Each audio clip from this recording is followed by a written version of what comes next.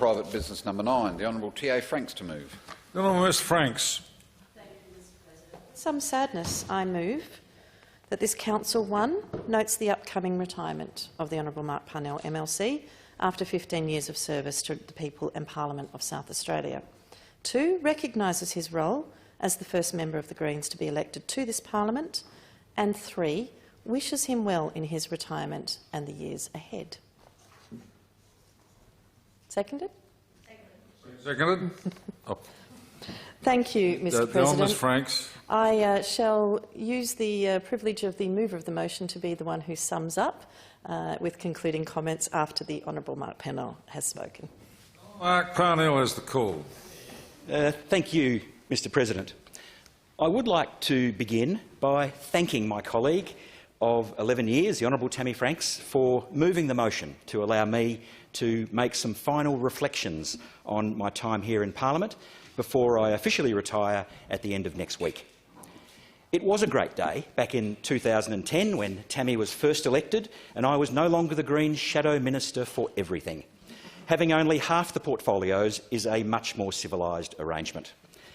Tammy and I are very different people, but as a team, I think our complementary skills mean that we have collectively been stronger and more effective in representing our party than either of us could have achieved individually. So thank you, Tammy. Now, after 15 years as a Member of State Parliament, I've decided it is time for me to retire. As most people now know, former Senator and Adelaide City Councillor Robert Sims has been chosen by our party to replace me. It's my hope that Rob will be sworn in when Parliament resumes in the first week in May. To begin, I would like to reflect on some of the highlights and the lowlights of the last 15 years in State Parliament from my perspective. When looking at political careers, people usually start with the official record. What important jobs did the member do? Were they a minister or a shadow minister? Did they chair important committees? Did they get a fancy white car and driver? Did they get lots of bills passed? Well, the public record will show that I don't tick too many of those boxes, but I reflect on my time here differently. My first job, as I saw it, after being elected back in 2006, was to normalise the Greens as legitimate and respected political players in this state. Our party was fairly new, and I was determined that we would be taken seriously both inside and outside Parliament. As the first Green elected in South Australia, I was aware that I was very much an unknown quantity, and there were a number of stereotypes to dispel. I can tell you that as a lawyer, an economist and a planner, I didn't fit the stereotype very well of what people imagined a Green MP would be like. In the early days, I spent a lot of time chasing media and looking for opportunities to get the Green message out to the community. Of course, the dilemma is that one can spend so much time chasing radio, TV and print opportunities that there is little time to do much else and you don't actually get much done. With the advent of social media, it also became apparent to us that a huge part of our support base never opened a newspaper, didn't watch the TV news and only listened to the radio for music.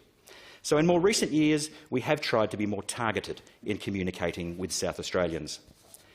The second thing I was keen to do was to make a mark as a serious legislator. Now, it's often not very exciting work and it rarely makes headlines, but it really is so important to get our laws right. In my first speech back in 2006, I described how, working as an environmental lawyer and advocate, I was continually coming up against bad laws that stood in the way of good outcomes. That's why I was so keen to get into this place where they made the laws so I could try to make them better. Whilst Greens' bills and amendments didn't always find favour, enough of them did to convince me that it was worth the effort. Also, in the 4 terms of Parliament in which I've served, the Greens have shared the balance of power in the upper house in every one. I've worked through 3 terms of Labor government, as well as 3/4 of the current Liberal administration. As we all know, the government of the day has not controlled the Legislative Council for 50 years, not since the 1970s. This means that all our votes count, which in turn means that the Greens take legislation very seriously. On those occasions where the opposition fudges their responsibility to properly scrutinise legislation, the Greens have been prepared to step in and do the job for them. This is the role that we played back in 2008 during the lengthy work cover debates. We undertook a massive amount of consultation with injured workers and their representatives, and then we put a lot of their experiences on the public record. Yes, it took a long time and it resulted in a record that I never aspired to, but it was important, so I make no apology other than to the staff who we kept at their workstations until 5 a.m. one Friday morning. In relation to the big issues facing this state, I think we have made important progress in some areas, but in others we are going backwards. With climate change, I'm proud to have been part of this state's leadership in decarbonising our energy sector. I'm encouraged that over 15 years, the last 15 years, the debate has shifted from how will we ever survive without coal-fired power to now the debate is what will we do with all the excess renewable energy that is now being generated? Do we promote energy-intensive industry? Do we send excess power interstate over an interconnector? Or do we convert it to hydrogen to use in vehicles, in industry, or for export? Well, I think the answer is all of the above. But how has that debate shifted over the last 15 years? It is remarkable. Of course, the fossil fuel industry is still powerful, and they are making a few last gasps at relevance, backed by some dinosaurs in Canberra. But the trajectory is clear. We will achieve zero net emissions, we will generate nearly all of our electricity from renewable sources, and we will be driving electric cars and trucks and utes in the not-too-distant future. I am excited and encouraged by the direction we are taking. However, it is disappointing that so much of it has come not from good government policy, but in spite of it. My main disappointment is how much faster we could get there if we had governments fully on board. Now, that's the message that the school kids who are rallying and striking for climate action are saying to us, and we need to listen carefully to them. Personally, one of the things I'm most proud of is securing the original 20-year feed-in tariff for rooftop solar power. A dozen years ago, solar panels were expensive and they were less efficient, so we knew that we needed to give the industry a leg up in its formative years. The result of the Greens using our balance of power and holding out for a better deal was that South Australia led the world in the uptake of solar energy. Now the subsidies aren't needed and the panels are paying for themselves, bringing down the cost of power for South Australian families. In other policy areas, the results have been less encouraging. The loss of biodiversity across this country is a national disgrace, and species going extinct at an alarming rate is unacceptable. And what remains of our intact native vegetation is still under increasing pressure. In terms of social justice and fairness, I think it's a mixed bag. There have been some important reforms, but the growing insecurity of work and the growing gap between the most wealthy and everyone else is still a blight on our society and our economy. I'm glad that now we acknowledge traditional owners at the start of each sitting day in Parliament, but we still have a long way to go in addressing social and economic disadvantage for our First Nations people. The disproportionate incarceration rate and the tragedy of children as young as 10 in juvenile detention urgently needs to be addressed. We need to raise the age of criminal responsibility and develop alternatives to incarceration. One area where I'm proud of our reforms is in relation to our electoral system. The removal of the ironically misnamed Fairness Clause from the Constitution recognises that there are now more than two parties in this democracy and the system should be fair to all. The removal of the electoral lottery of group voting tickets and preference whispering in the upper house is another reform that the Greens achieved and which make our electoral system more democratic. All preferences are now in the hands of the voters, where they should be. When I went back, Mr President, to my first speech in 2006, it was a sobering exercise to revisit what I said I wanted to achieve. 15 years ago, I railed against the prevailing transport policy of successive governments, which sees road widening and freeway projects as solutions to congestion. They are not. Traffic expands to fill the available space. Now, I accept that I have had very little success on that front. Billions of dollars, in my view, are still being wasted on unnecessary new roads, whilst a modest new bicycle lane in the city is axed because it might interfere with the on-street parking outside a bingo hall. In relation to major projects, there are still plenty of examples of bad public policy where special treatment is given to special mates for their special projects. As I used to explain to my university classes back in the 1990s, if you are big, you get exemptions. If you are really big, you get to write your own laws. Now, the legislation to facilitate the Olympic Dam mine expansion and to exempt that ill-fated project from most state laws is a case in point. The Greens asked dozens of questions, we moved dozens of amendments, every one of which failed. Now, I'm not usually a person who revels in the schadenfreude, but I will confess to one occasion. We were in the closing stages of the debate in committee on the Olympic Dam expansion bill. It was the evening session after dinner, and word came to me in the chamber that the top BHP Billiton executives from London were here in Parliament House with the Premier. They had bottles of expensive champagne on ice, and they were ready to pop them as soon as the bill passed. I was also told that they were under some time pressure to get flights back to London. Now, whilst the final outcome of that bill was inevitable, I suddenly found that I had many more questions to ask than I had originally anticipated, and only once the executives had left the building did the bill finally pass. I confess to that now. But the rest, as they say, is history. The biggest hole in the ground ever to be dug on the face of the planet, the economic saviour of our state, turned out to be a mirage. In 15 years, I have been happy to get behind the good projects and to call out the bad ones. In the last Parliament, we saw the ridiculous notion that South Australia would become rich beyond measure if only we would agree to host the world's most toxic and long-lived radioactive nuclear waste. Forever. That project failed every test. It was dangerous, hopelessly risky economically, and a further insult to our First Nations peoples who have suffered so much from dispossession and displacement, including as a consequence of the nuclear tests at Maralinga. Now, thank goodness, the citizens' jury listened to the First Nations representatives and they helped kill off that ridiculous project. Mr. President, I would now like to make a few reflections on my parliamentary colleagues. One thing that often surprises people outside politics is that genuine friendships and respect can exist across the political divide. Politics is not just the unedifying and quite often embarrassing spectacle of question time. Most of the time, debate is respectful and focuses on getting good policy outcomes, albeit from very different perspectives. My experience is that I have genuinely enjoyed working with the vast majority of the people here in Parliament. I count many of you as friends, and I have enjoyed our interactions in the chamber, in the corridors, and in the never-ending meetings and committee hearings. I have appreciated the support, the decency and the humanity of my fellow MPs, the staff of the Parliament, and in fact most of the people that I have had the pleasure to work with over the last 15 years. I am leaving this place with many more friends than foes. For me, there are two particular times that have touched me profoundly. The first was the love and care and support that Penny and I received from so many of you when our son Mungo died 4.5 years ago. That was the most awful time imaginable for us, and we were both touched at the kindness of so many people in Parliament, including those with whom we disagreed on almost every political issue.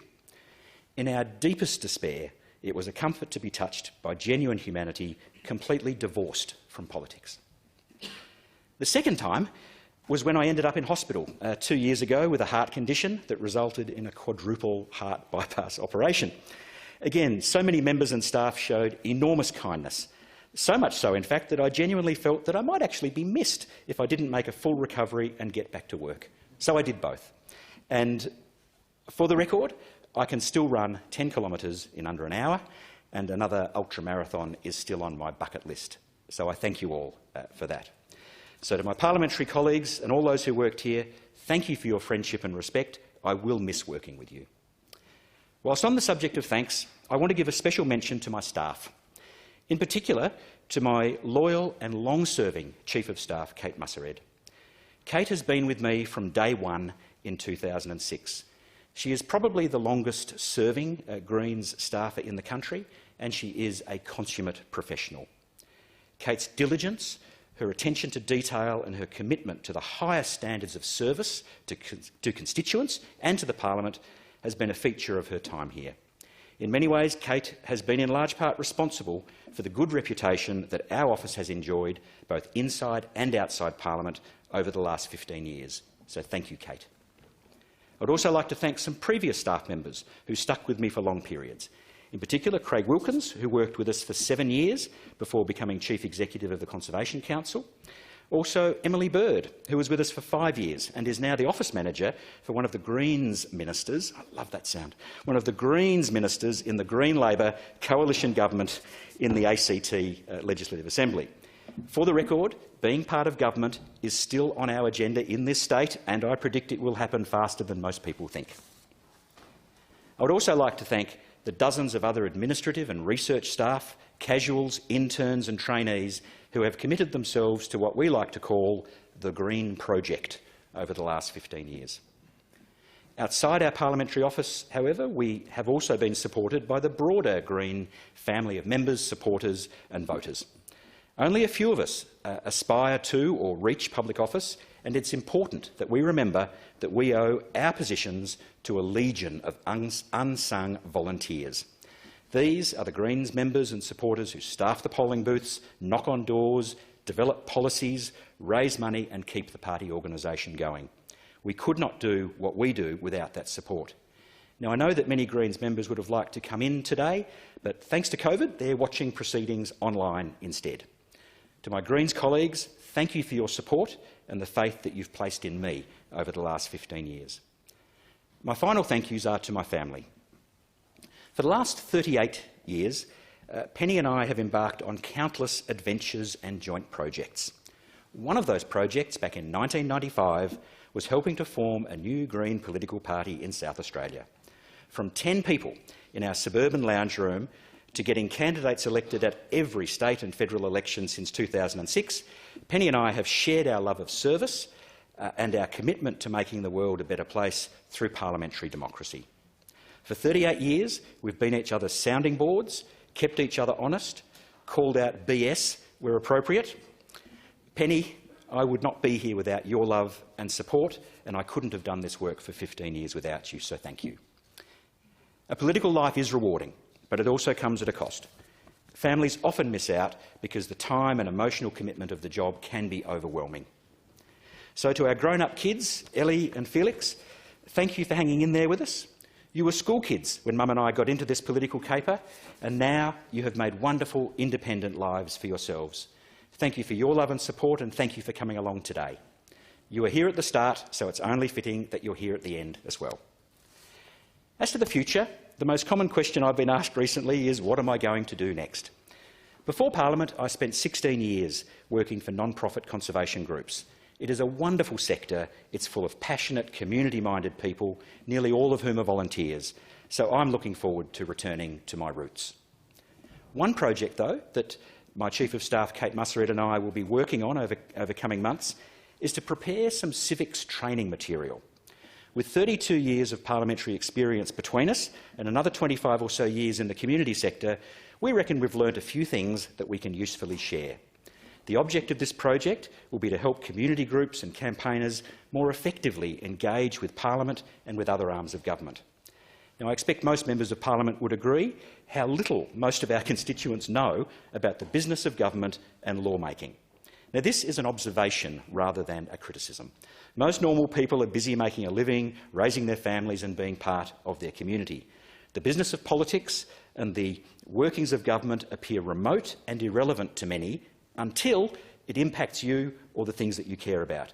It's then that people realise they have no idea how the system works. I hope to help fill that void with practical advice for campaigners on how to be more effective in dealing with politicians and public servants. So if your constituents start demanding more of you in the future, I hope that you will be able to, in part, blame me. I will finish by saying a few words about my replacement.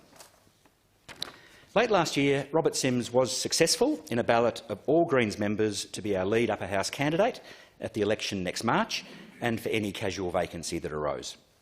Now, many of you will know of Rob's work on the Adelaide City Council. He has been a voice of common sense in a very fractious council, and he has served the community well. Rob also spent a brief period in the Senate, so he has rare experience at the national and the local level and will now bring that experience to the state level. He is smart, he's committed, he's young at 36, and he is ready to work hard for all South Australians. I wish Rob well, and I know that I can retire with confidence, knowing that Rob and Tammy will represent our party with distinction in coming months and years. The final thing, Mr President, I thought I might finish this valedictory with a limerick. It is one of my own composition, and it refers to the very first piece of office equipment that I bought when I was elected back in 2006, a battery-powered public address system. It goes like this. They rally on the steps outside Parliament, but inside an announcement profound has meant that his microphone loud won't gee up the crowd. Now Parnell has announced his retirement. Thank you. Hear, hear. Now, the Honourable Miss Benares. I rise unusually to sum up comments, knowing that there will be an encore tomorrow of this debate due to one of the passions that the Honourable Mark Parnell has, indeed voluntary assisted dying, going to a second reading vote, hopefully later on this particular sitting day. I understand that tomorrow we shall hear more from many members in terms of the valedictories for my colleague.